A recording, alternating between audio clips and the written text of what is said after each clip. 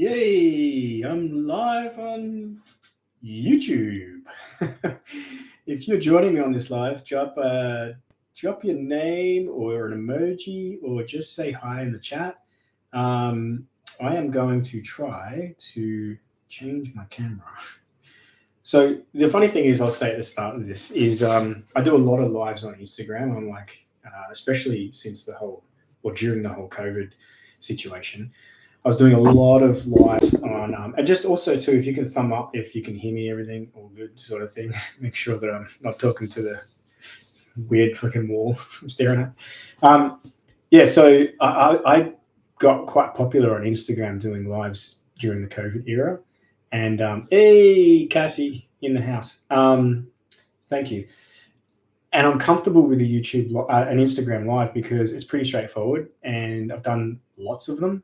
I think I did a YouTube live once when I got enough followers back in the day on my YouTube. I think I did a live once, but it was very short-lived, and then I just hadn't given much energy to my YouTube channel. So that's changing, as you can tell. But this is what my point I was getting to, is that I'm 47 years of age, going through my 12th house perfection year, which is a lot about endings, undoings, disconnections, and like what the fuck moment. A lot of inner journeys, a lot of completions going on for me. But I have to learn how to do a YouTube live, and I have to watch YouTube videos to be able to do a YouTube live.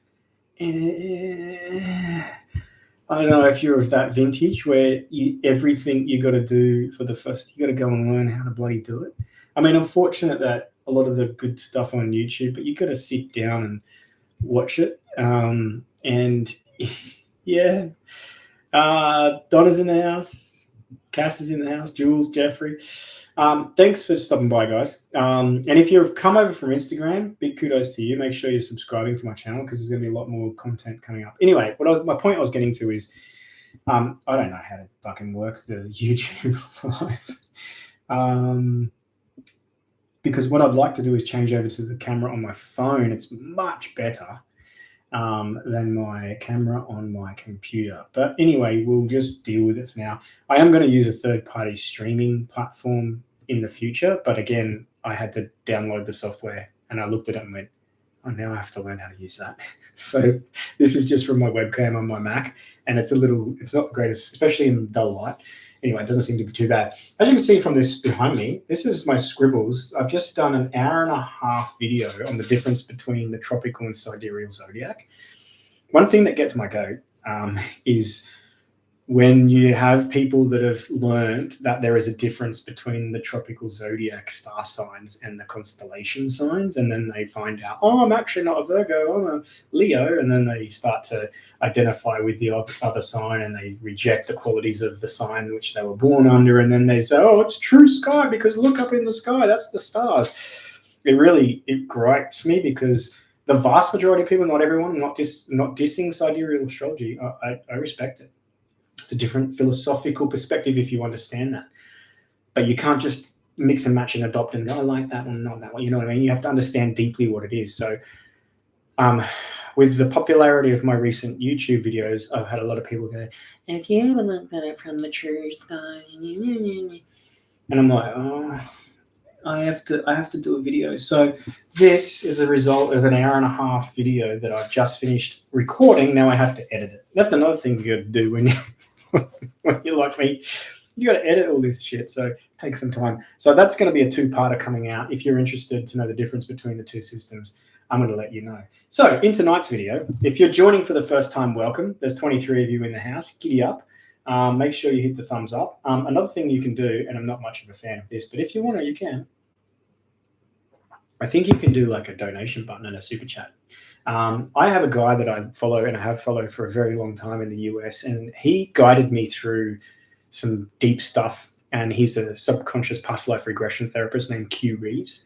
And he started back in 2017 doing lives in his car through YouTube, and he's got a big platform now. He's a phenomenal person. Someone sending me pictures while I'm on. Who is that? Someone, I don't know who, but they're sending me pictures of me on my live. because my phone's up there and I can't see it. Anyway, digression time. There's going to be a lot of digression, zip zapping and zooping everywhere around the place. Where was I going with that? YouTube lives, watching him, Q Reeves. He's the master at it. What was I going to say? There was something I was going to say. Now it doesn't. Now it's gone like a fart in the wind. We'll come back to it. What I will. Oh, that's right. The donation button. That's what I was going to say. In his lives, he's always saying the $1 holler. Right? He's the US guy from America. The $1 holler, and the give and receive thing. And I, from time to time, have hit the $1 holler because why not? You're a legend, and he provides so much good content. That's where I was going with it. So today, on one of my videos I placed, someone donated me $2. I was like, what the? I didn't. How? So cool. But I guess that's the way of the Aquarian way, right? Us coming together to come together as a community and support the people that we find value from. So that was quite. Those types of things, believe it or not, it's like $2 donation. They are a recognition of accomplishment for me. You know what I mean? Like they're like, wow, I'm going to remember that first ever donation. It's going to be one of those milestones, I think, that you just look and go, fuck, I was just talking my passion, my vibe. And someone went, here's $2, man. I was like, fuck, that's awesome. I'm going to put that towards my coffee tomorrow. So without further ado, I want to get into why I'm doing this live and what you can expect on a weekly basis here over in YouTube land. It's going to be a little different. And the other thing that I'm working towards is I'm going to be able to, with other software, share my screen, which you can't do on Instagram. So I want to be able to share the chart so that when I'm talking to you about things that are going on, I can reflect and use the chart so you can see the chart. Very interactive as well. And I want you guys to be as interactive as possible. So in the comments section, in the chat and whatever, I will momentarily go through it, and any questions that come through there, I'll do my best to answer. I won't focus on it too much during the live because it can be distracting, but I'll try to come back and just see what's going on. I might need to have ongoing some moderators that can bring to my attention some things that go on in there. But anyway, we're going to talk about the new moon, which is happening in a couple of days' time. It's a Libra new moon. Not much happening in the sky around that Libra new moon. Venus is unaspected in Libra, which is a nice placement. And, the Libra is a sign of beauty, peace, and harmony. It's when we seek that balance, right? When we're at that perfect equilibrium, that moment of perfect balance. Balance leads to harmony. Harmony leads to peace. And peace is fucking beautiful. And these are the qualities of Libra, right? So this is a beautiful new moon in Libra. What we've got at the moment is this energy with the balsamic phase as the moon moved into Libra. She's opposing Neptune. And I've got a personal story about this that's played out over the last 24 hours that I want to share. So just my own realization of this, but then how I used it and integrated into my life and the response that happened as a result. So we'll talk a little bit about the astrology at the moment and some of the big things, the Jupiter square Chiron, which is a beautiful energy as well. There's so much beautiful wisdom when those two planets align. And then you've also got Neptune moving back into Pisces, which I've got a lot to say about that in relation to the age of Pisces and the ending of the fucking dream that we've been under. And it's not a dream, it's a nightmare. We've been living under this illusion, delusionment, this belief in the system collectively. And I feel like Neptune's transit through Pisces for the final time in our lives, it's going to start on Thursday this week and end the beginning of February next year. This little tiny window, it's the end of the beginning of the end of the fucking end in so many ways. So we'll talk about the age of Pisces in this live as well. So hopefully you're strapped in, you've got your cup of tea, or like me, it's hot in Queensland, so I got my soda water and lime. I'll tell you what, I gave up alcohol a few times in my life. I drink beer from time to time. I love a good cold beer. Nothing beats it, especially when you've been working hard. But the times that I've given up alcohol, I've needed that first drink after a hot day where you're just like, oh, that first beer. And I replaced it with soda water and lime, and God, it's fucking good, especially when it's hot. And then some Q&A. So not only what's going on in the chat, but also some people. I did put up on one of my shorts on YouTube, if you've got questions, ask them ahead of time so I can look at them. But I did ask that of my Instagram family, and I have got a question in relation to some business astrology. So we'll talk about that as well. And then whatever comes up, as you can see, we're 10 minutes in, I've already digressed in so many different pathways. And with these lives, the best thing I like about them is I just go with where the energy flows, and I'm only as good as the energy I receive. And even though you guys aren't very vocal, I can't hear you, I can see you. You guys' energy, I can see the chat, I can see the thumbs, and I know what's going on there. So the more energy I get in here, the more energy I give out there, and hopefully my purpose or my mission and my vision with this is to be able to be the Flight of the Navigators. If you're in my vintage, that was a Flight of the Navigators, a movie come out in the early 80s. I like to look at myself as like this Luke Skytalker. And I think I'm going to change my name from Belk to Skytalker because I'm a Star Wars fan. But I'm the Skytalker guy. I'm helping you move through some very fucking weird times from a point of view of looking at astrology, which is the language of the universe, and how we can understand that language and then make sense of this fucked up period of time we're moving through. And fucked up from a perspective, but not from the entire perspective, because it's beautiful and amazing and people are awesome. You guys are fucking rad. But fuck me, the system is fucked up, isn't it? And that's the end of this dream and illusion and fucking shit that we've been living in. So the other thing, and I hope YouTube doesn't mind, is I like to swear. That's very spiritual of me. I think motherfucker is probably one of the best spiritual terms I ever learned. Learned it at a young age too. Cool. So I'll just quickly dive through here to see if there's anything going on. I have a natal 12th house stellium and expanded progression 12th house stellium. No shitting out of it for me. No shifting out of it. Aloha, yes, COVIDs.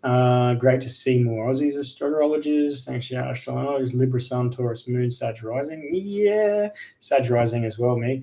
You should see Val's setup. It's really cool with multiple screens in the charts. I don't know who Val is. Sounds great. Awesome. I was one of those people who asked about sidereal. Sorry, Cal. You wait till my video that's coming out on it.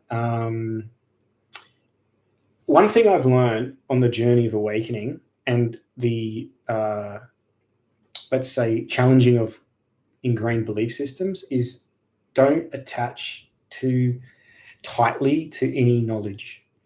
Once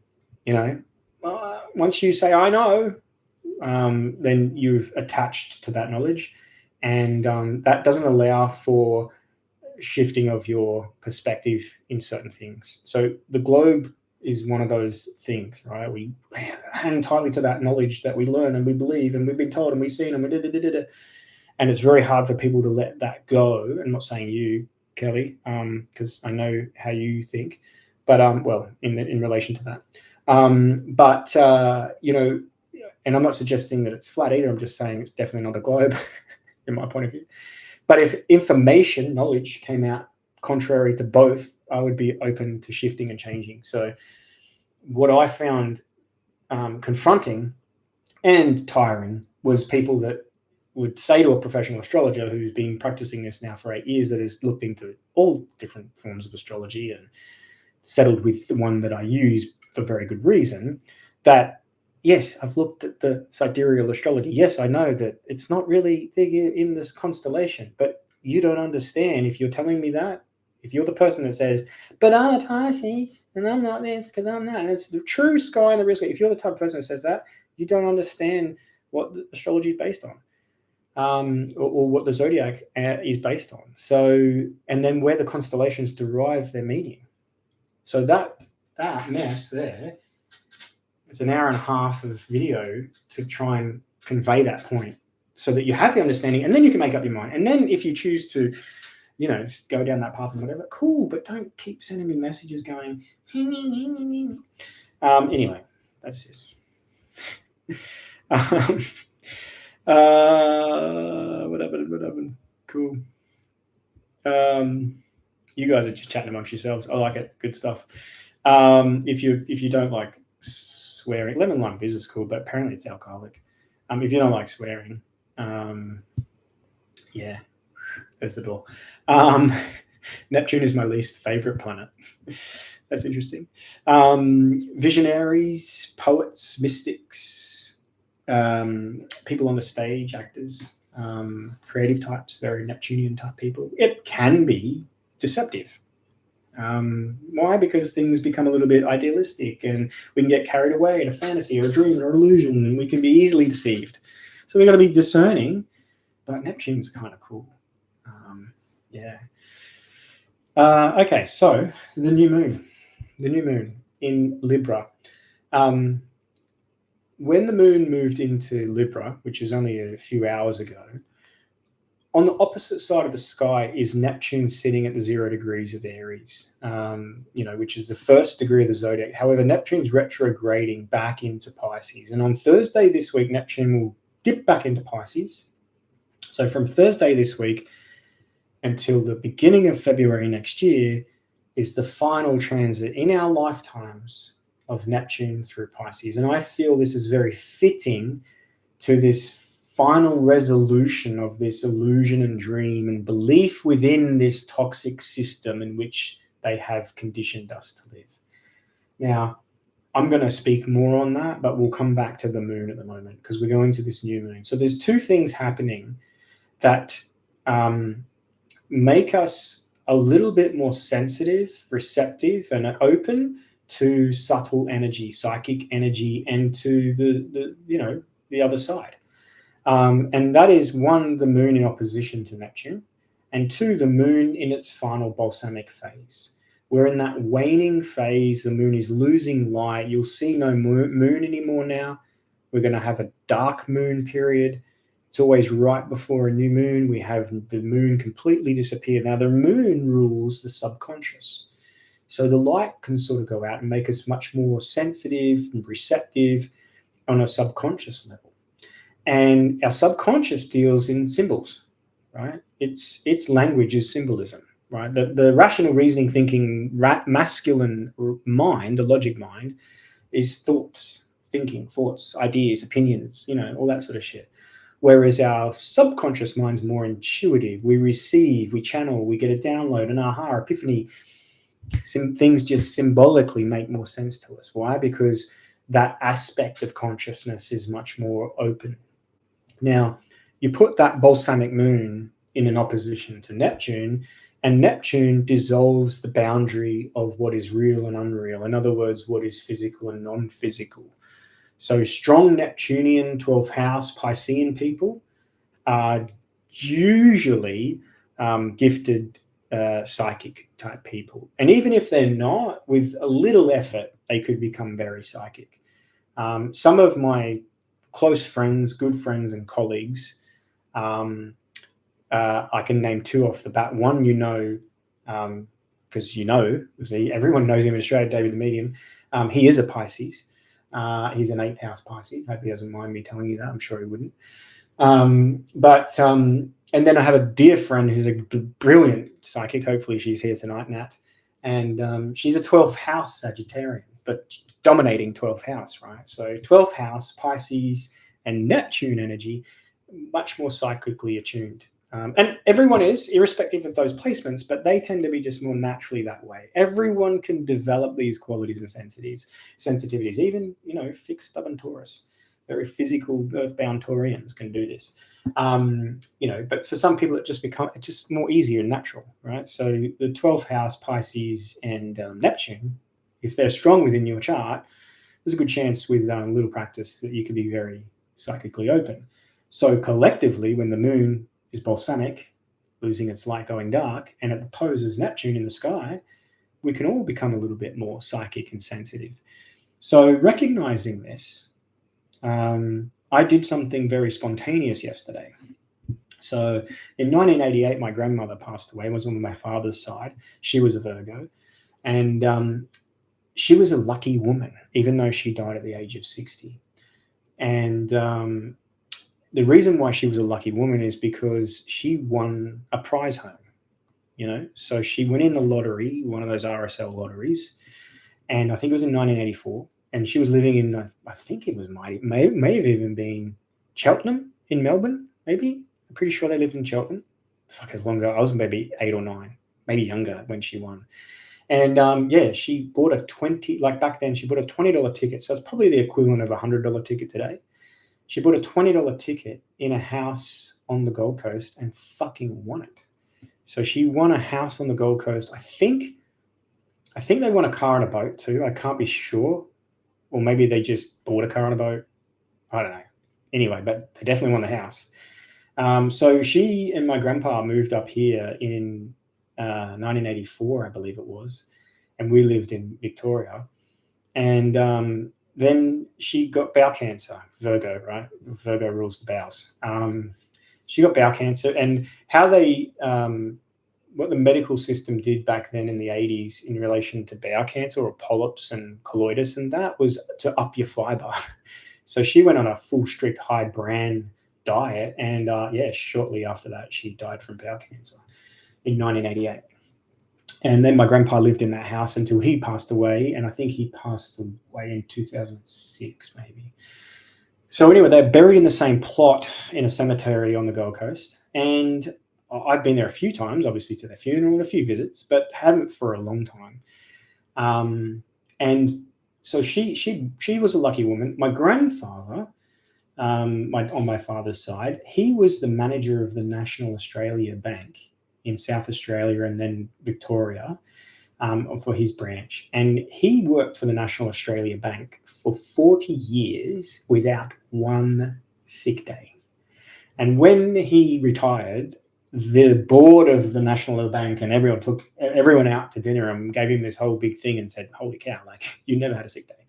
But he was that type of, but he was a Liberal. She was a Virgo, he was a Liberal. And he passed away in 2006, and they were buried in the same plot in the cemetery. So they're strongly connected to finance, right? He was the bank manager, and she won, being very lucky and won a house via a lottery. Subsequently, in later years, my dad's a builder, and he built prize homes. He built a prize home that was raffled by the Boys Town prize home on the Gold Coast. So that's kind of, full circle. Anyway, I've got some, I would like to improve my financial situation, and I got some things going on behind the scenes here that's a little bit troubling. And anyway, I was literally driving past the cemetery yesterday, and with this astrology going on, I just got called to pull in, and it's the type of cemetery you can just pull up and, walk across and sit down, and there's their little plot. And my uncle, their other son, so my dad's brother, he was also buried in the same plot. So I went, sat down with them, and I had a chat to them, spoke to them, had a chat to them, and asked them for some guidance and some support and some signs, and just that was it. But when I'm with my day, that was yesterday. Last night, I got connected to someone, and this connection has turned out to be very unexpected, but also very connected to some guidance that I knew was available, but just didn't know where and how and what and exactly the process. Right? I'm going to be a little bit grey because this is a private matter, but all of a sudden, like that, it's shifted. Like that, it's shifted. And then this morning, I'm jumping in the car, 6 a.m. I think it was, because I take the dogs every morning to the dog park. We live in a small residential block, so they've got a spot here and they're comfortable, but they're puppies and they love running. So I take them to the dog park and throw the ball with them for an hour. And I was on the way to the dog park, and I had this thought, and I put those two things together, seeing my relatives, talking to them, asking for support and guidance, this particular person and connection being made. And then I was driving this morning to this, and the second that I made that connection, there was like a flash of a light, and then I looked up like that, and there was this purple jacaranda tree like that. And for some reason, those two connections brought me straight back to my grandparents and my uncle. And it was like this confirmation in that heartbeat. The second I made the realization internally, put those two things together and had this moment, bang, it was like this. It was like, boom, it was like they popped up into my reality for me. So I share that because under this astrology, which, yes, you can always talk to your ancestors, right? But under this current astrology, especially towards the last bit of Libra, we're moving towards Scorpio, you know, the 8th house energy. And then this Neptunian energy, which sort of makes us, we're always open and receptive to the spiritual realm, but for us to be able to be more connected and receive more messages and things like that, this is beautiful astrology for just that. So on that, what I encourage you guys to do is if you have loved ones on the other side, and one question I had was, can you talk to your pets? And I don't see why not. I'm not sure how they would, you know, I'm sure that symbolically they're going to somehow show up. I was it last weekend, it was at David the Medium's live show on the Gold Coast. And when he was reading for people, he was literally like people's pets were just running around or coming up to him and stuff like that on the spirit side. So yeah, they're there. I don't know how they're going to communicate and what that is, but ask for signs and symbols. Someone asked me also what signs and symbols. Make it something specific and unusual, something you're not used to seeing, something you don't regularly see, something that if you did see it, you'd be like, wow, there's no other way to, you know, put those two together. So anyway, is there a time when we can do this a little bit more effortlessly, where they can communicate it? Perhaps the message they're always communicating can be received a little easier. Yeah, absolutely. Right now, right fucking now. So go right ahead with that. And then Neptune moving back into Pisces, right? So Neptune moving back into Pisces. Pisces is the age we've been living in, right? As we preside backwards through the precession of the equinoxes, we've been living through the age of Pisces. Now, the zodiac belt, which consists of 360 degrees because it's a perfect circle, one of my favorite bands. The zodiac belt, 360 degrees, divided into 12 sections, and each section is given 30 degrees. And the zodiac belt isn't something you can point to in the sky because it's associated to the movement of the sun. It's a belt that we superimpose onto the sun. Why? Because the sun, based on its movement through the day, through the year, tells us the quality of time. And the quality of time is associated to characteristics of the expression of energy of that time, whether it's sunrise or spring, similar in quality. So the zodiac belt's derived on this. Yeah? The constellations, the fixed stars, are where we store this knowledge so that from age to age to age, it can be passed on.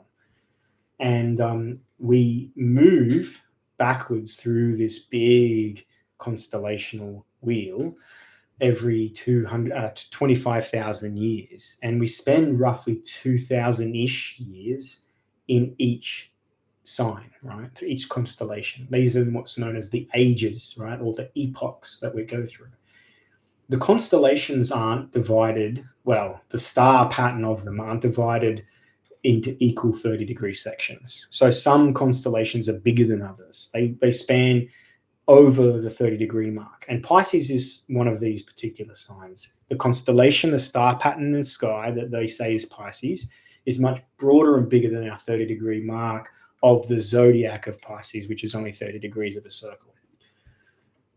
So if you use that mathematics or that boundary, we're still in the age of Pisces, you know, because every year when the sun is going into the sign of Aries on the zodiac, the spring equinox, right, which we can measure because equal day, equal night. We know that phenomenon happens irrespective of what date it is. We know exactly when that happens. We can time. Oh, there's the same amount of day and night. That's equal day and night, equal night is Latin equinox. So we know when that happens. March 22nd every year, sun moves into Aries. But in the constellation, we're still in the constellation at that time of the year. We're in Pisces. However, we're sort of towards the end of Pisces. And because Pisces is technically bigger than other signs, we're fucking lingering in this sign.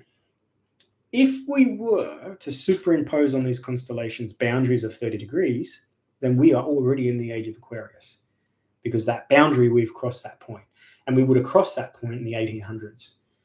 That could probably tie into the industrial revolutionary period of time.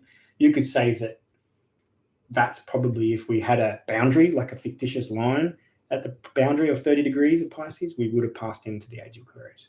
And this is my personal perspective, belief, and opinion of what they did to us and why we're stuck in this age of belief, the illusion, and believing in this nightmare that they call the beast, the system.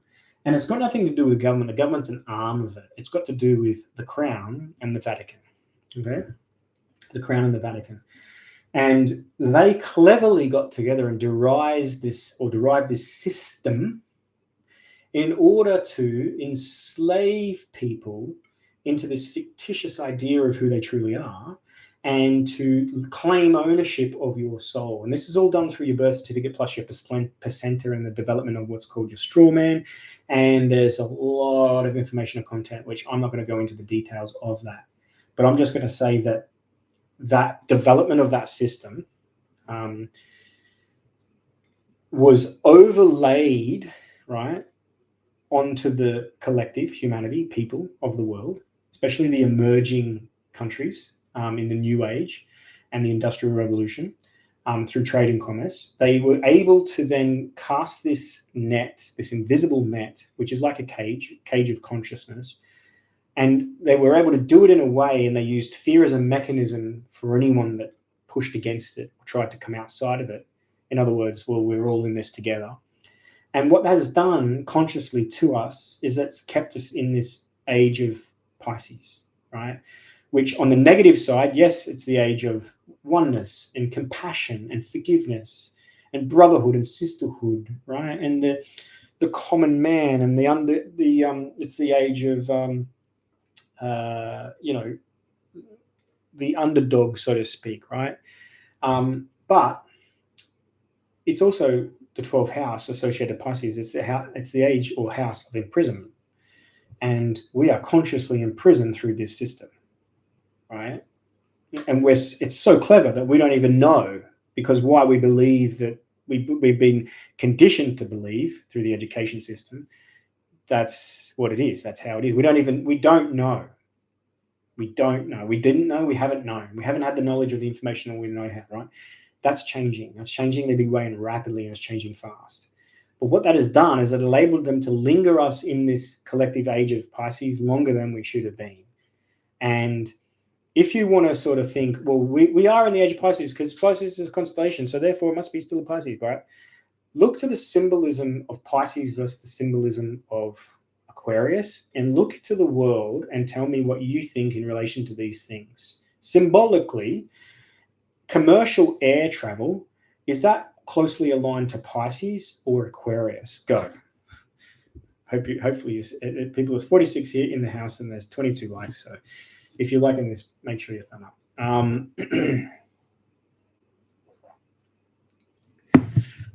Unum Sanctum. Yeah. Yes, the Unum Sanctum. They claimed your soul. The Unum Sanctum. The Pope claimed everyone's soul on earth. But you didn't know that. Unum Sanctum. Thank you, Selene. Selene? I hope you said that right. Thank you. So, yes, commercial air travel, more associated to Aquarius than Pisces. Why? Because Aquarius is an air sign. And Aquarius is about large groups of people. And what commercial air travel allows us to do is large groups of people move around the world, right? So the internet, is the internet a Pisces thing or an Aquarian thing? You know, information that's available at a split of a second to everyone around the world, the internet. No, it's not Pisces. Pisces is mutable water. How is the internet connected to water? It's air, right? It's an air quality because it's information. The internet's it's the web of information. So that's Aquarius. And then you have telecommunications, right? But it's not just to the neighbor or the street down the road, right? Or to my friend who lives in the next street. That would be Gemini. Communications, worldwide communication, the ability to communicate, telecommunicate around the world, that's Aquarius. Okay, so if you look at social media enabled to, like within a school or within a neighborhood, that's Gemini, right? Local close proximity, that's Gemini. Social media that I can talk to people on a YouTube live that aren't in Australia, that are in another continent, that's Aquarius, because it's communication, it's air, right? We're dealing with this medium of air. That's where all the signals are going through the air. Well, they do go through a cable that's under the sea. But the ability to communicate is an air quality, right? When I'm communicating or expressing ideas or opinions, I'm doing that through my air function. It's an air element. Now, the ability to do that around the world, it's Aquarian and equality. It's more in that field than we have Pisces. So we have some big, huge fundamental shifts within reality that are definitely part of the symbolism associated to Aquarius. That's because we probably moved into the age of Aquarius, but collectively, consciously, we're asleep in the dream that they have conditioned us to believe in, which is this system, yeah, which has stolen your soul, basically. And because of that, it's enslaved you into a system, their system, where you're a debt slave, literally a debt slave. And they've done such a good job of it that you don't even know. You're not even aware of it. Why? Because you're in the dream. So we're waking up, and Neptune's gone back into Pisces for only a few months until February, right? November, December, January, and then we're in February. 3 and a bit months. Neptune back into Pisces. You got 3 and a bit months to use that time to reflect deeply and contemplate, and to start connecting more to your soul. Because I don't know why I'm looking at that camera, by the way, because I'm so used to looking at my phone camera, but I forgot that I'm using my webcam. I'm looking over there, people go, why are you looking at me? I'm looking at you now, sorry. I don't even know why I got my camera up there. I was hoping to use my camera because the camera on the phone is good. They do make some good technology, those motherfuckers. But my point is, excuse me, use that time to remember who the fuck you are. And you're not the body. You're not the name. Right? You're the soul incarnate in using those two things as a vehicle to be here. Now, remember that you are a soul, and that your soul is eternal. And that soul doesn't die. Your body does. When you're done with it. And you've got to trust in, when you're done with it, your soul is choosing to leave. Right? The soul is saying, that's enough, time's out. If it's young, if it's early, if it's too soon, if it's old age, if it's accidental, it's the hands of another, it's still your soul. Your soul is departing. And there's great lessons and teachings in death that we won't know about until the other side. So that's okay. Trust you've done it before and you'll do it again, and it's not about that. It's about, why did you come here? And you didn't come here to live this way, and we didn't come here collectively to live this way. But they tricked us. They did a very good job of it. They've been doing it for such a long time that we've just fell asleep and believe that that's just how it is. Oh, that's just the way it is. Well, that's just the way it is. And nothing could be further from the truth. So use this next 3 months, 3.5 months, to deeply connect on a soul level and remember. And if that takes a bit of disconnection, contemplation, reflection, reevaluation, time out, time in nature, spiritual communion, meditation, talk to your ancestors, ask for signs, whatever you need to do to connect on a very, very deep level, to remember, because when you do, you can stand in the power of your soul. Yeah? You can stand in the power of the knowledge of your soul and who you truly are, and that no one can take that from you, and that the only one that has dominion over your soul is the Creator himself. Whoever you personify that to be, hopefully not the Pope or the devil. Right? But whatever that is, if you want to personify it into God or they or the universe or her or she or whatever the fuck, it doesn't really matter. But the only thing that has dominion over the soul is that. Nothing else. No man, no system, no government. And when you remember that and realize that, and that's who you are, who you'll always be, irrespective of what body you're in, what name you call yourself, and that's required. That is required. That's a requirement. On the journey of awakening, if you've come through your journey of awakening, I'm into astrology now, and fuck COVID. Okay, well, what was all that for? What was all that awareness and that awakening and that shifting of consciousness and coming to line and all these changes that are going on and everything that you're trying to do to better yourself and improve, and all this sort of inkling at the same time is thinking, what the fuck's going on in this world? Why is it like this? Why are we living like this? Why is it like that? And it shouldn't be this way. You know that. Yeah. So all of that was initiation. All of that was your initiation to get you to a place that you are able to stand confidently in the knowing at a deep level of who you really are. And as Saturn and Neptune come together in Aries next year, it's going to have so many different ways in which that can manifest, because we're dealing with Saturn, which makes things fucking real now. It's real. But we're dealing with Neptune, and Neptune has zero boundaries. So what's real? Well, fucking so much is like what the actual fuck is real. And what is real and what isn't real, that's going to be really tested. So you better know what's real. And what's real is the soul. And that's who you are. And you need to awaken to that so that you can stand in the spiritual power of that. And like I'd said on my last YouTube video, which was A New Hope, the Rise of the Spiritual Warrior, it's for that reason in particular. This September 11 and fuckery and COVID and all these things, these aren't just things that we have to endure and get through and thank God that's over.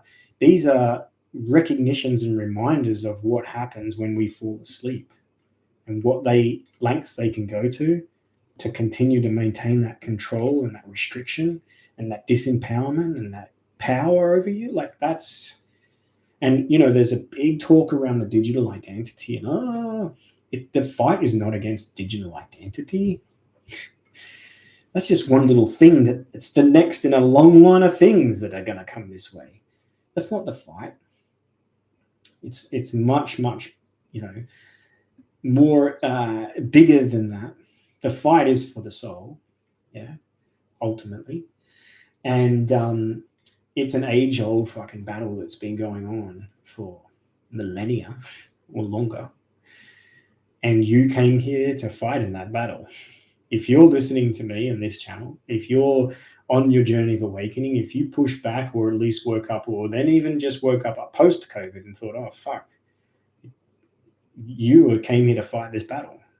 No two ways about that. You came here to fight that battle. It's time to remember that and prepare for the battle. And it's not marching in the street. It's standing in your power, standing in the knowledge of who you really are. And when you do, no one can take that from you. Yeah? So that's my rant over. I'll go to some questions I'll have a look at the comments. And then I'll continue on. How are we doing? We're at 42 minutes. I'll try and cap this around an hour. Thank you for everyone. There's 50 people in here. There's 27 likes. Thank you. Thanks for the likes. Thumb up if you're liking the video. It helps the algorithm. So there's a few questions I'll get through. There's talking amongst you. Just go right ahead, you guys. You go right ahead and talk amongst yourselves. There's a lot going on here. There's good. Miss Katie, you are super active. Thank you. Strong Pisces. I went to the cemetery about a month ago, rode my motorbike there and visited my family. Never done that before. Nice, Kelly.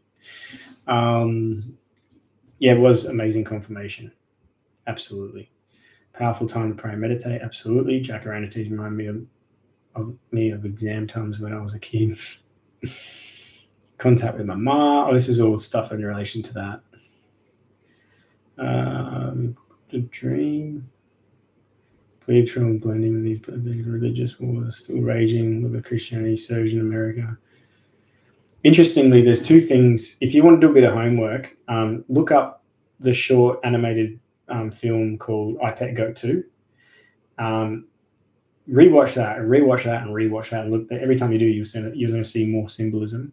But that was an interesting animated short film that came out, I think, 2007.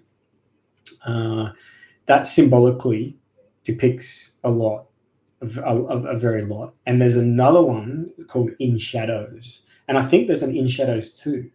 But In Shadows really reflects the corporatized cage that was put over us at birth.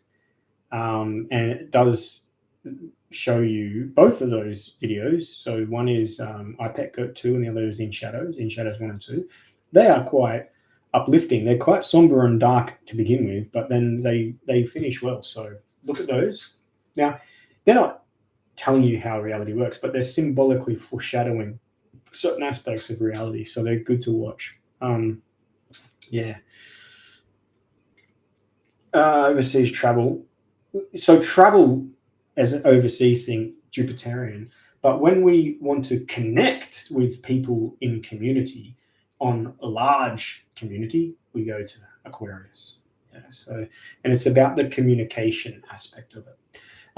Jupiter would be associated to the traveling aspect, but to do this commercially via the air, we're in the air realm. Yeah, because otherwise you could say Jupiter could be just we're taking a boat. We're going from Australia to America on a cruise ship. That's a Jupiter thing. Well, what defines that into a quality of a sign? Because Jupiter rules Pisces, right? So Jupiter traveling via a long distance over the water, yeah, that's very Jupiterian Pisces. But when we take that out of the water, we put it into the air. What quality are we dealing with? You know?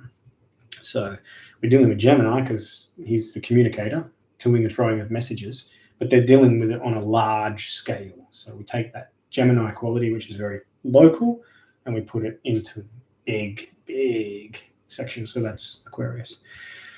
From the air point of view. So Aquarius constellation is directly over the top of us right now. Oh, nice. It's a malefic star, impacts a punch, fast star, flood storms, blah, blah, blah. Oops. There we go. There was a question here. Yes, this will be saved. Absolutely. I'll be saving it. Feels like war on the horizon. Look, it wouldn't surprise me as more and more people wake up and come to light, and the light of the truth, the real truth, the real truth, that they could, try to reset us and throw us into anarchy or chaos. And war is probably a good thing to do just that. It'll be interesting. Yeah, my pet goat too is a ripper. There was absolutely, it's a spiritual battle.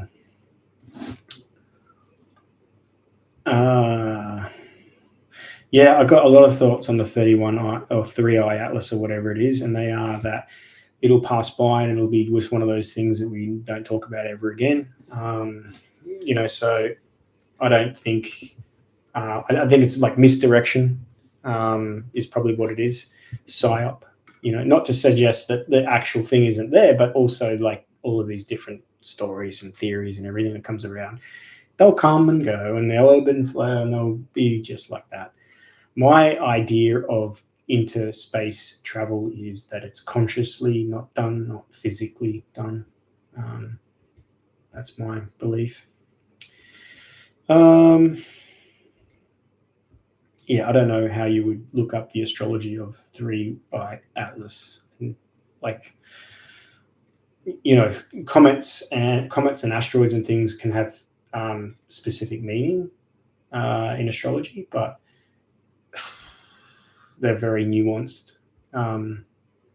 They can be very significant if they are empowered by certain alignments or eclipses or planetary energy. But as the 3-1-I Atlas and all the stuff that's going on about that, my spidey senses go a little tingly, like, it's a bit like when people speak light language. Go a little bit, Some people, legit, the vast majority, I go a little bit,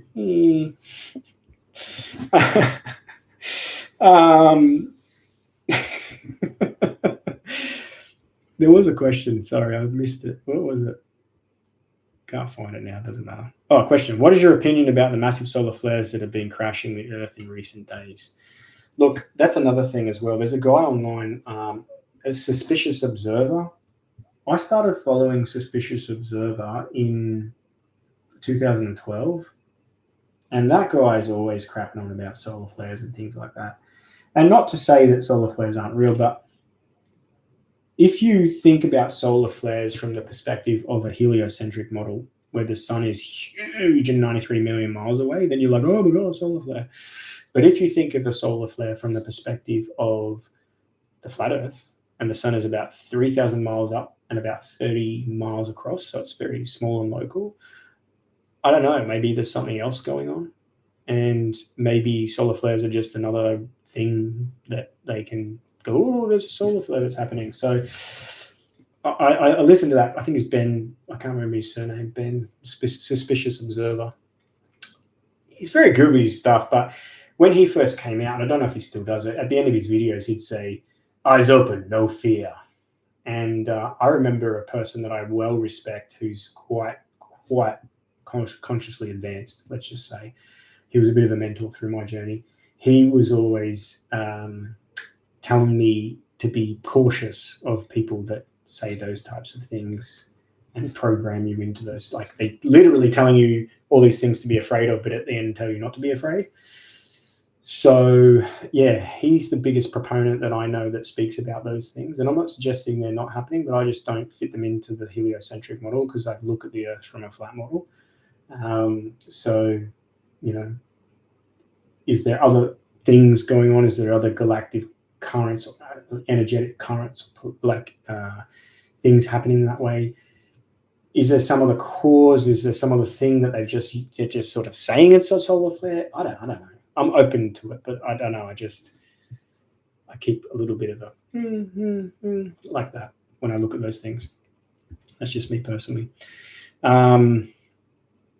Yeah, and the same with the Schumann resonance. You know, oh, look, the Schumann resonance spiked. It's just the Schumann resonance is just measuring something, right? So what's causing that? And when they say it blacked out and we had a timeline jump because there's no data, has anyone thought to think that the thing that's measuring that resonance just doesn't collect all of the information, or it has like a little moment, like, you know, when your phone glitches fucking Wi-Fi? Like, what if that's what's happening? But then people are like, look, there's a gap. We had a timeline jump. Like I said the other day, I believe that a lot of people's shifts that have felt collectively, like, oh my God, I felt like all drained and overwhelmed, I reckon that could be just put down to the movement of the moon through the sky, because the moon rules our mood and the ebbing and flowing of our emotional tide. And that, yes, certain lunations and alignments that happen, you got to know what happens to the moon in 1 month, only 1 month, 28 days. It goes through the entire zodiac, goes through every position in your chart, hits every planet via conjunction, square, opposition, and so on and so forth. And that its timing of its activation lasts about 3 hours. And if beyond that something's lingering longer, it's usually something more deeper than just the moon or the mood shifting. And that's why our emotions ebb and flow, and we don't usually hold on to the same emotional state for a prolonged period of time. Why? Because it's constantly in that ebb, flow, and phase shift. And I'm not suggesting there aren't things going on that are outside of that could be impacting on people. But when people jump on the old bandwagon of like the Schumann resonance, and I'm like, it's like anything that becomes popularized like that, I'm cautious of it. I've been around long enough to go, it's another thing, you know. When we externalize the power into some external thing, and one could argue, wasn't that what astrology is? No. Astrology is the language the universe speaks. We understand how energy unfolds by understanding the alignments of astrology. It's my belief that astrology is not causing fucking anything. My belief is that things are happening, and astrology correlates to how they unfold, right? How energy unfolds. So we understand that it's like a clock, right? Is the clock time? No, the clock is telling us the time. Time is just the measurement from one moment to another moment, right? So is astrology doing it to us? I don't think it's doing it.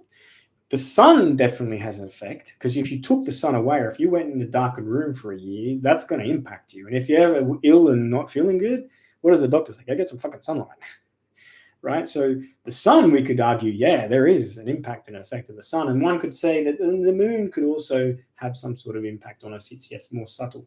Whereas the sun, like, fucking hell, there's no sun. You know, seasonal depression. I lived in the UK for 3 years. Seasonal depression in winter, that's a real thing. People get morbid and fucking down and depressed. Why? Because there's no fucking sun. So the sun, definitely, I could argue that, yep, there's an impact and effect on life and light and consciousness and awareness and energy, exactly. But Is astrology causing, like, is that planet, like, because the other thing is we've been conditioned to think the planet Jupiter is this big gaseous giant and it's this and it does this in the solar system, right? Well, what if that's all fucking bullshit and Jupiter's just a light in the sky that moves, and that movement of that light correlates to the shifting of the collective energy, the cosmic energy, and that it's whatever is behind the shifting of that energy is also moving that light, right? If you think about it like that, you sort of then can not heavily detach and say, oh my God, because a lot of people, what happens in astrology is they find out about their birth chart and they see certain things and then they learn about themselves through the lens of their birth chart and they blame the planet. Oh my God, I've got Saturn in this, seventh house and I haven't had relationships. Saturn in your seventh house isn't wrecking your relationships. Saturn in your 11th house is helping us understand the quality of life by saying, oh, that's the area of your life you've got hard work to do. You've got to overcome some obstacles. This is a challenge for you. Why? Because Saturn's there. It tells us about the quality of that area of your life experience. It doesn't cause it. It tells us about it. All right. And if it's there, why is it there? Well, let's take a step back. Let me take a sip. It's there because your soul has a unique energetic blueprint. And every experience you've ever been through in this life and every other life has left an impression upon that soul, which has modified that blueprint. Right? Your energetic, your vibration, your frequency, which is unique and different and only fundamental to you. Fundamentally, we all share the same soul energy. Right? We have that vital force that animates us, the life force, right? We're all a soul, but each soul individually, energetically, vibrationally, frequency-wise, unique and different.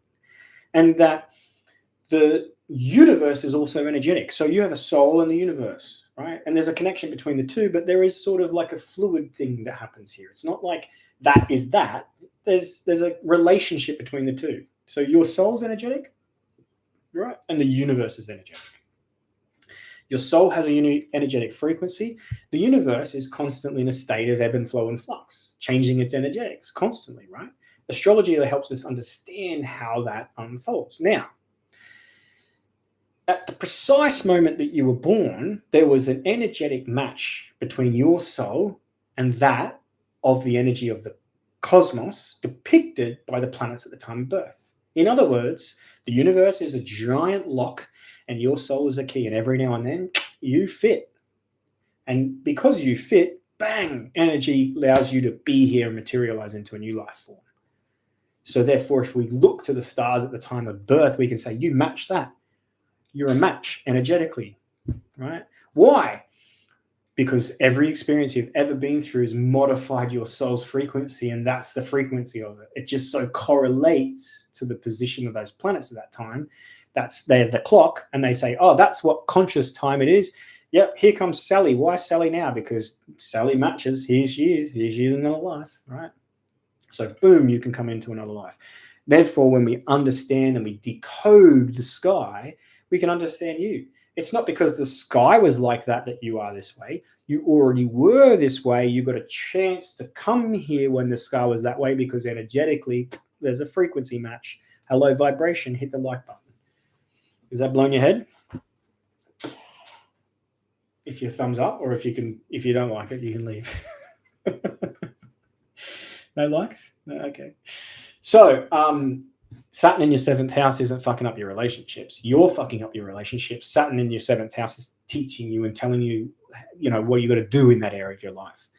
Well, you've got to learn to master and be disciplined and focused. And you got to take responsibility, and you got to become, that's the area of challenge. Why? Because you got to overcome that difficulty in that challenge. So it becomes an area of personal growth where you're Saturn in the 7th house. It's not causing your relationships to be hard work.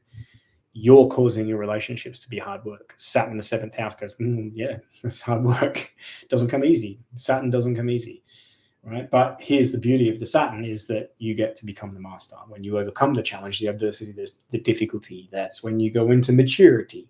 That's when you go into self-mastery. That's become the authority of your relationship. Now I've mastered it. Yeah, so what do most people do with their Saturn area of their life is it was too hard. So what happens when you say it's too hard in your 7th house? Relationships, too hard. And you all got problems and difficulties and it's too hard, so you avoid. And you don't then ever mature in that area of your life or to your full sense of maturity. Why? Because you didn't overcome the challenge. That's astrology. That's how it works. It's not causing it. It's just telling a story, and we understand the story and say, that's you. You're causing the problems in your relationship. Why? Saturn relates to karma. Karma isn't you've been naughty and now you're paying the price. Oh my God, I must have killed someone and now I've got to make up for it. Maybe you killed someone, but this isn't why Saturn's in the 7th house. Saturn's in the 7th house is because there's a pattern of behavior that you have that you're unconscious of, that you do, and you don't even know why you do it, but you just keep doing it. And all of a sudden, that pattern of behavior creates the problem, the difficulty, the situation, the obstacle, or the challenge in the relationship, right? And therefore, whatever the problem, difficult, challenge in a relationship, it reinforces the same pattern of behavior. What goes around comes around. You reap what you sow. Right? That's Saturn. He's a grim reaper. You reap what you sow. Why am I having these problems in relationships? Because of your behavior that causes it. And this is the whole confrontation with Saturn, is taking responsibility. What am I doing that I need to stop doing in my relationships so that I can overcome that pattern, that negative karma, and resolve it and become the master? And if you look at your 7th house Saturn and say, that's what I've got to do, and I'm using this as an example, I'm not suggesting, I'm looking at the fucking wrong camera again. Fuck me. So that's my Instagram live camera.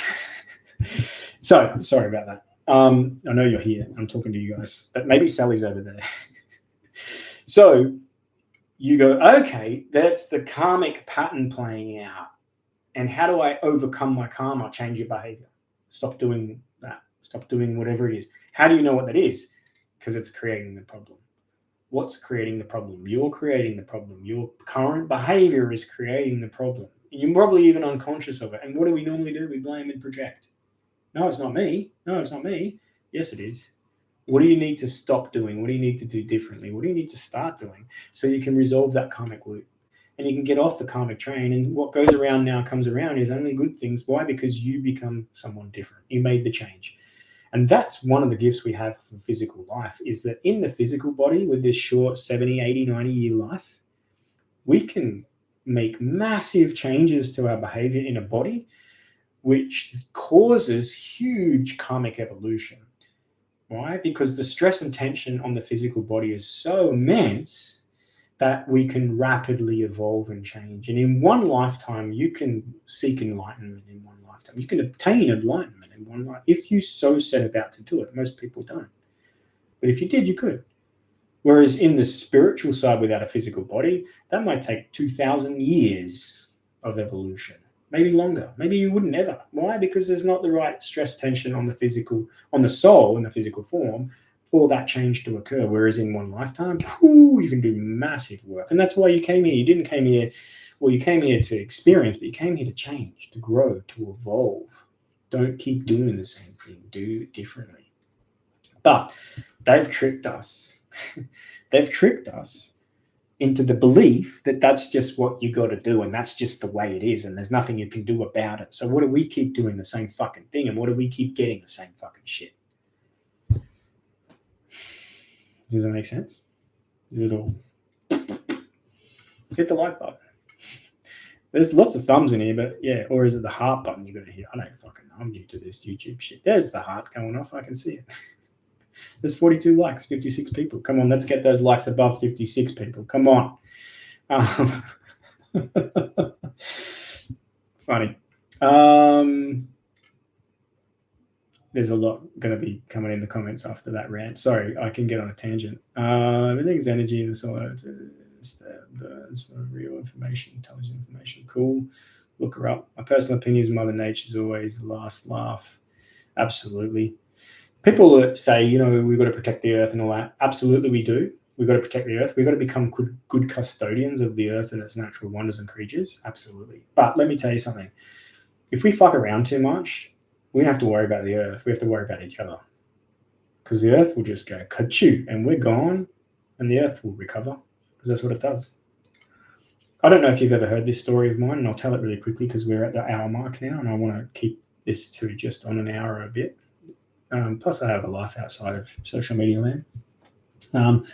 I took some ayahuasca. I've had many ayahuasca journeys, but one not so long ago, a few years now, they encourage you during your ceremony, if you need to use the bathroom, to go out and offer your purging, whether it's your pee, your poo, or your spew, to nature.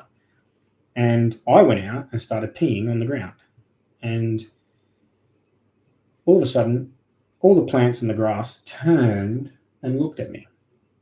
And I'm like, I'm already in mid-flow, right? And I'm like, oh. And I consciously, I went, I'm sorry. And they responded, it's okay, but we'd like you to ask next time. And I was like, oh, of course, absolutely. Right? This is all happening in here. And then I'm finishing my wee going, I'm pretty sure I'm talking to the plants. Pretty sure they're talking back. And then they went, yes, we're talking back. I'm like, oh, fuck. I had a moment of just like, okay. And then, self-conscious because your penis is out. Can't say penis on YouTube. So then, instead of going back into the hall where everyone's journeying, I was like, I'm just going to talk to the plants. So I started talking to the plants, and I'm moving around the garden slowly. And I came to this beautiful bird of paradise, one of my favorite flowers. And I'm talking to them, I'm like, oh my God, this is amazing. Oh, this is wonderful. And I came to the next bird of paradise, and it was all sad looking, and it had all these black spots all over the plant. I've told this story before. If you've heard it, you can leave. But otherwise, if you haven't, hit the thumbs up. 48 likes, 59 people. Come on, let's get it going, guys. And I said, oh my God, what's wrong with you? And he said, I presume it was a he. It felt like a he. He said, oh, I've got cancer. I went, oh. And he said, yeah, just like the earth. And I went, oh, like that. And as I stood back and went, oh, and that realization hit me, there's this big old tree behind this bird of paradise, like a big old gum tree. And it said, and I kid you not, it said it in this voice. It went, yeah, no one's listening to us. Like it literally felt like that. It felt like this old grandpa voice, like no one's listening to us. I went, oh, fuck, like that. And here I am just going, whoa. And this big old tree said to me, you guys don't get it. No one has stopped and asked us how we do it, how we live, how we exist, how we can be here from the very beginning, and we'll be here till the end. And we've watched you guys go through rises and falls of civilizations and kill each other and us through this whole time, and not one of you ever stopped and asked how we do it. And I'm like, holy fuck me. And I'm like, well, how do you do it? And there's like connection. We're connected to each other. We're connected to the earth, and we're connected to the cosmos. And we maintain that connection. And we realize that we're all connected. We're all one. And we live in harmony. We live in connection. And you guys don't. You disconnect. You're disconnected from each other. You're disconnected from the earth. You're disconnected from us. You're disconnected from everything. And you because of that disconnection, you hurt yourselves and each other and us. And that's what happens. And we watch you do it. And you do it and you do it. And you ignore us like we don't even exist. Like we're not even here. You just ignore us. You walk by. You hurt us. You do whatever you want. Totally disconnected. And I'm like, fuck. I was just like, man, yep, you're right. I don't know what to say. And it's like, we need more people connected. We need more people coming back to connection. We need more people talking to us and asking us. We've got the knowledge. We've held the knowledge. We've held the knowledge of how to exist from the beginning. Because why? Because we're still here existing. So we hold that knowledge. This is all going on in my mind in this conversation, mind you. And then I went around to this other tree and I'm like, oh, why do you look like that? And he's like, what do you mean? I'm like, oh, like that. He's like, that's my job.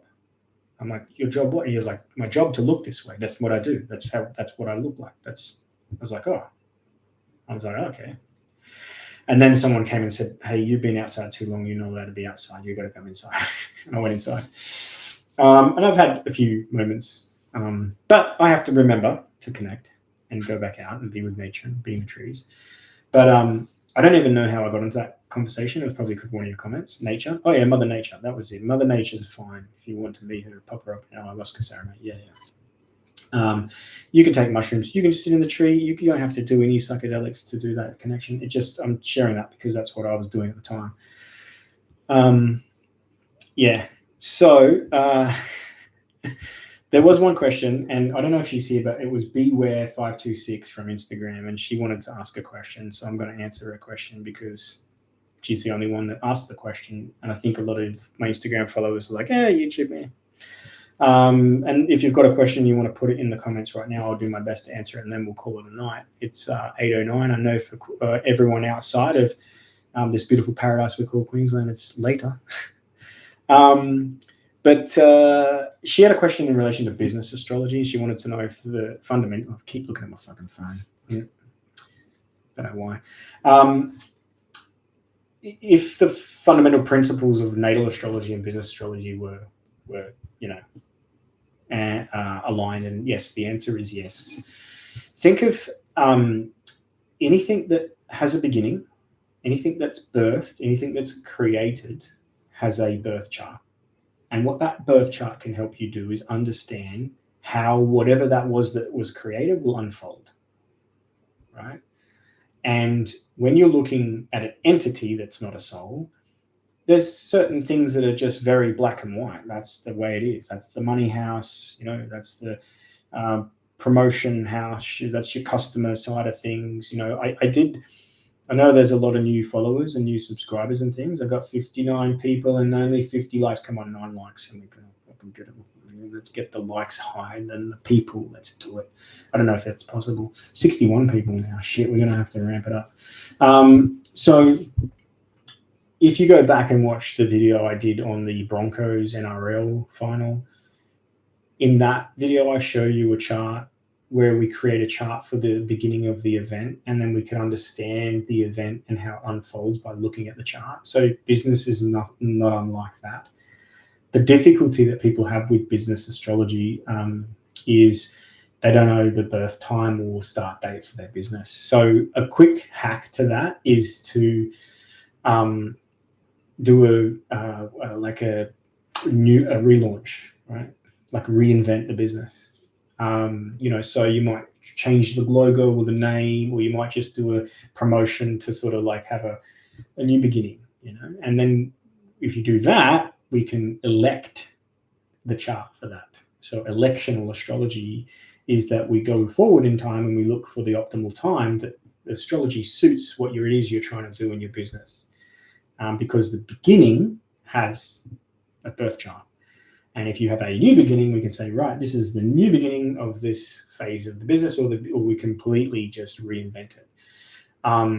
And not a lot of the time too, because sometimes people say, well, when's the best time? And I go, oh, well, let's say in 2033, there's some good astrology for that, what you want to do. It's like, hang on a second, I'm not waiting that long. Okay, so what your parameters are? Well, within the next 3 weeks. Okay, well, then we've got limited, frame of work to work in. However, we might not be able to get the best time, but we can certainly avoid the fucking shit times. And that's a lot of electional astrology is saying, did not do it then.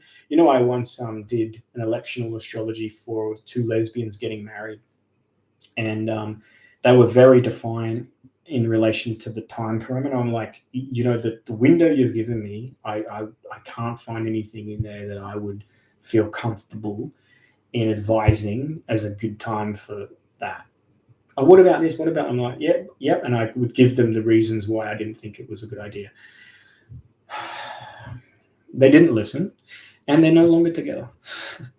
Now, is it because of their astrology or other things? It's like, it doesn't really matter what the cause of the relationship not working out. The astrology just tells you the story, right? So if there's a preconceived idea of a story playing out and you go and do something and then it plays out to the story and you don't like that, you should have been aware that the energetics are going to play out in that way. Now, astrology will remind you, it's like the clock, it's telling us time, Is it causing it? I don't think it's causing it. I think there's something else going on in this universe that we can't perceive, that's underlying the fabric of reality. and it tends to just manifest a certain way that so happens to correlate to the movement of the sky and the positions of the planets in the zodiac. So it's deep, I know. Welcome to my first live. Yeah. When is the shit show of the so-called society as we know going to finally crumble and fall? Looking forward to the false reality to crumble away.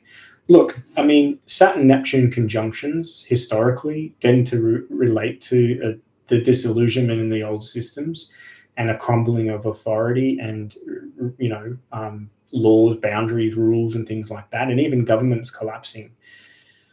But does that mean because Saturn and Neptune are going to have their conjunction in February, that's going to happen? Look, it's more than that. When does that happen? It happens when you decide it happens for you. When you decide that's it, I'm not partaking in the illusion anymore, in the circus anymore. I'm not going to feed into it. I'm just detaching from that.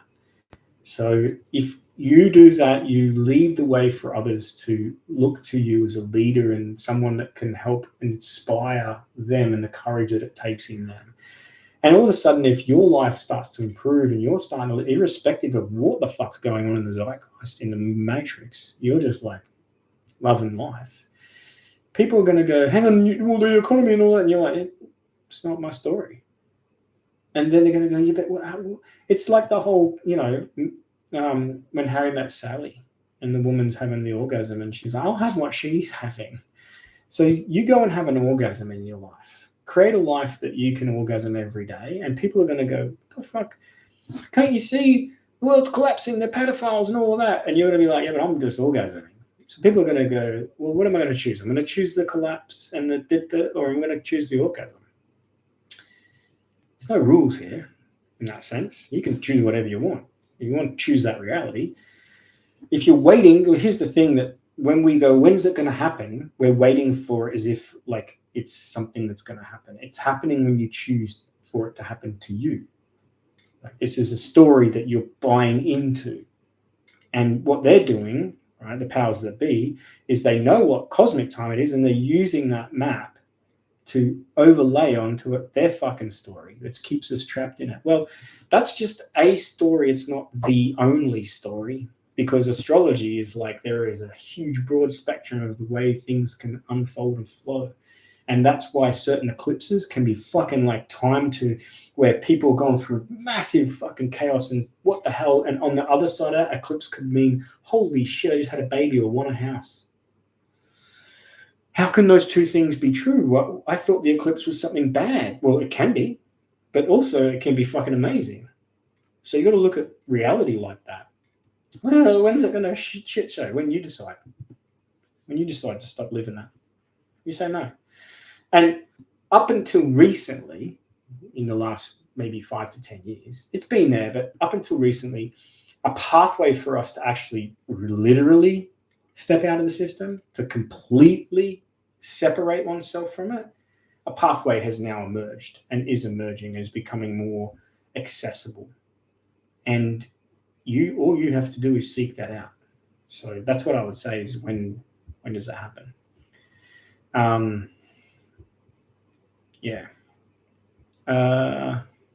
That doesn't need us to keep on keeping on though. Humans have short memories and have hard learning lessons in the past, unfortunately. Yep, disconnected, the mind spark.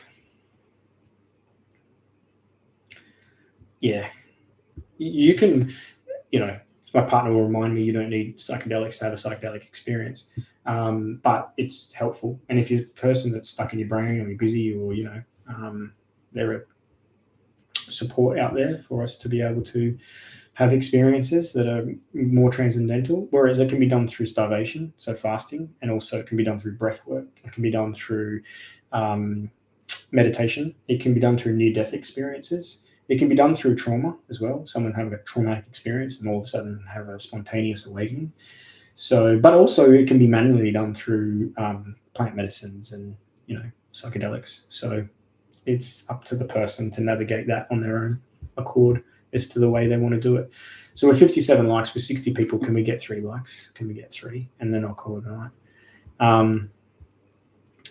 I'll do more lives. I'm going to do one every week on here, and we're going to come on and we're going to look at the astrology of what's happening right now. Thank you to my newest subscribers, and a massive thank you to all of my OGs that have been with me for the journey. You know, a lot of you are here since COVID. And that's when I sort of, you know, became more, I'm not going to use the word famous, but I would say popular. It definitely became more popular during COVID. So yeah, a lot of you guys have been here since then, and that's awesome. So thank you. It means a lot. And for all the new people, it's awesome. Thank you. Yeah, it's time. This is the Aquarian age. We come together in community, like-minded souls coming together. Find your tribe, find your people, speak your truth. I mean, I'm just one little dude with a little platform, and you know, I'm just saying it as I see it and speaking out and hopefully helping people along the way. But you can do that in your own way too, and you don't necessarily have to do it to this extent. But find a way to stand in truth, and don't be afraid to speak it. You know, when we succumb to the fear of what other people think or what you can and can't say, like that, what are they pushing? They're pushing the digital identity, the social media lockout, the censorship, and like, why are they doing that? Like, you're not allowed to say certain things or talk about certain things. Why are they doing that?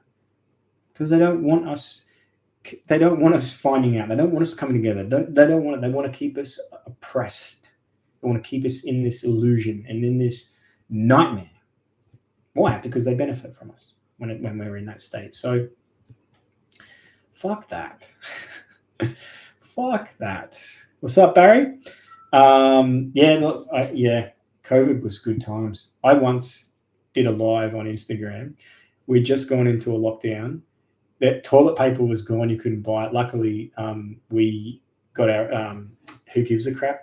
So we were way back OG Who Gives a Crap people. So we got ours delivered. So we were like, I don't need toilet paper anyway. You had to wear masks. They locked down. There was a curfew.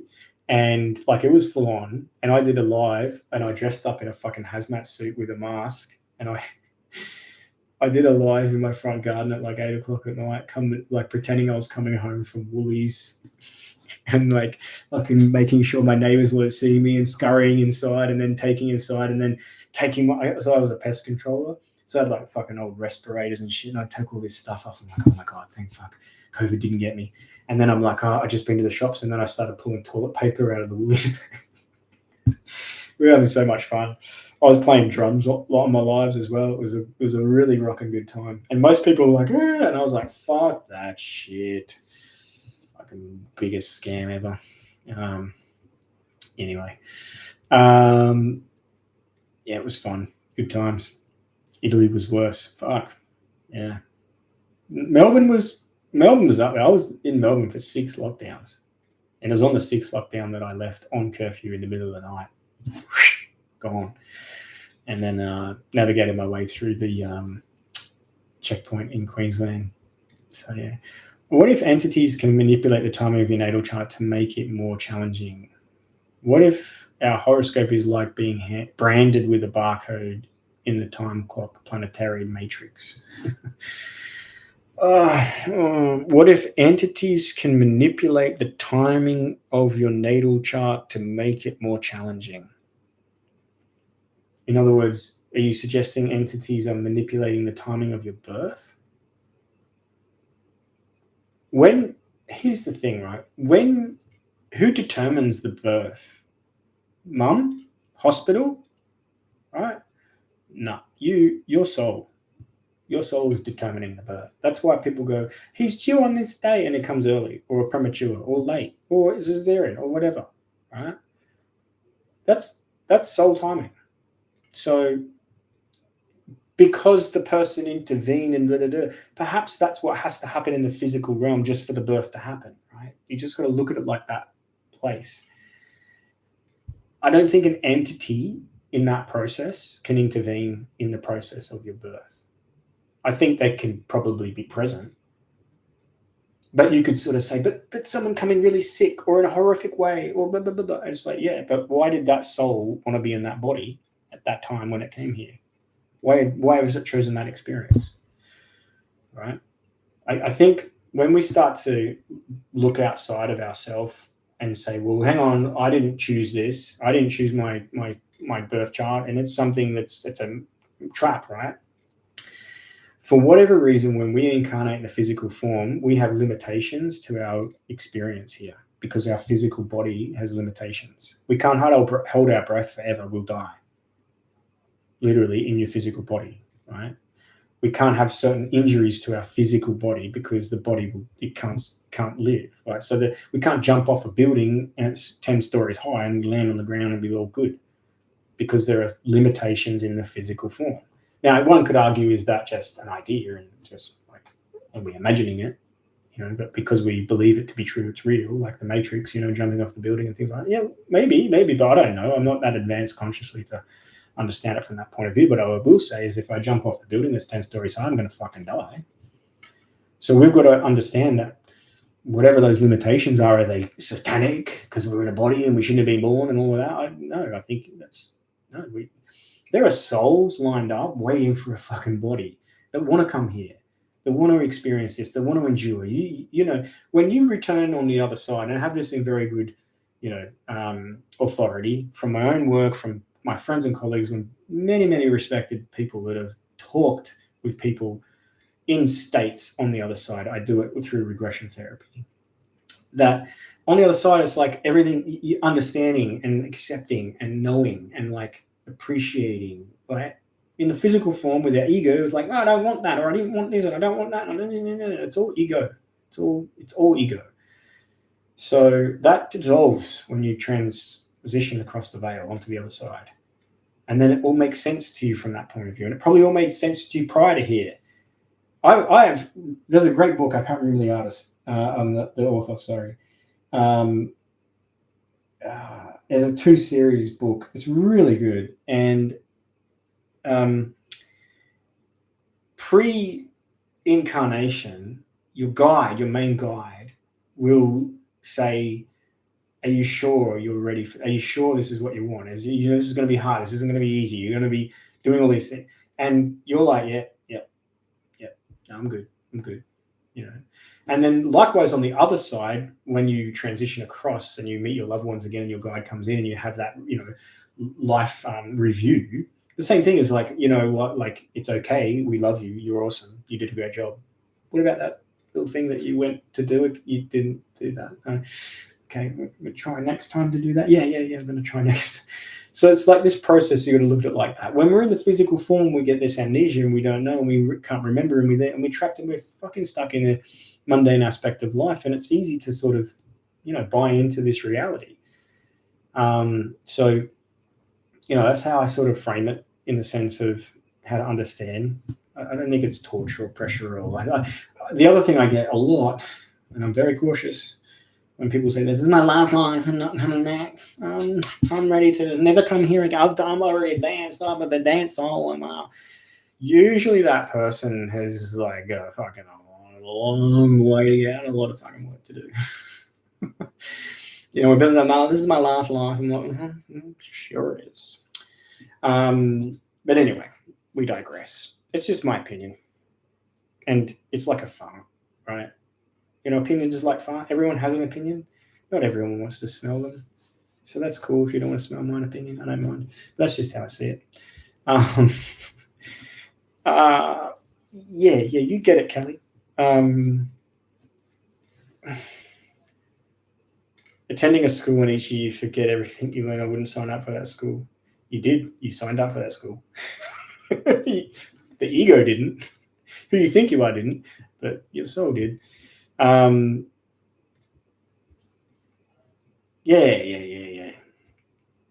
And it's not like you die and you're reborn. Right? It's not like dead. Oh, new body. No, you die and there's a whole process. And depending on life and, there's a process. So, yeah. I used to be afraid to die. I spent from 6 years of age to 34 afraid to die. Very, very afraid to die. Like I was very scared of death until I had a spiritual awakening. And then I confronted that fear of death and overcame it. And now I know you don't die. So I have a better understanding of that process. Absolutely.